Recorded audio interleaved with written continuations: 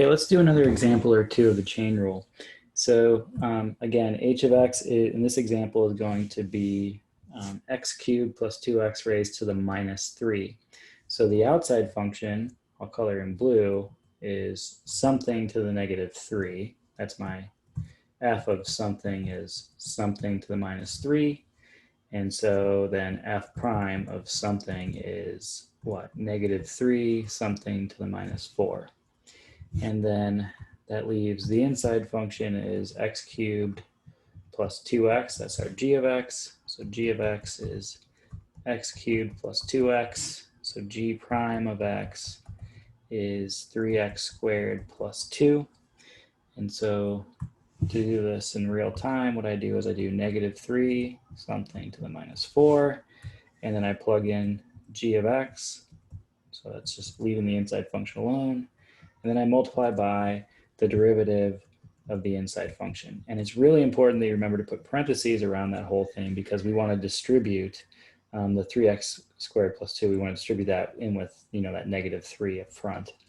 And I guess I could simplify that now as negative 3 over what? X cubed plus 2x to the 4th times 3x squared plus 2.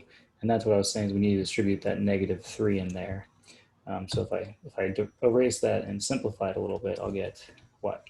Negative 9x squared minus 6. I think just minus 6, right? Yeah. Okay, so that would be the final answer. And now for our example 2, we'll do a chain rule in addition to a quotient rule. So let's let h of x now be this function that we just found.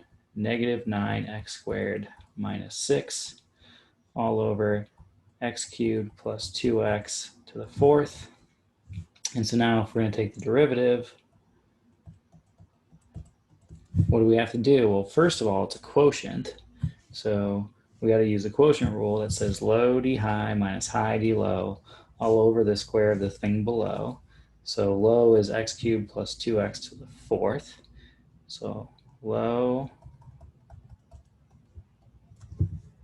d high, so I'll just write down high for now and I'll take the derivative later, minus, and then high times d low, so that'll be the derivative of x cubed plus 2x to the 4th. I'm going to take the derivative of that function all over the square of the thing below.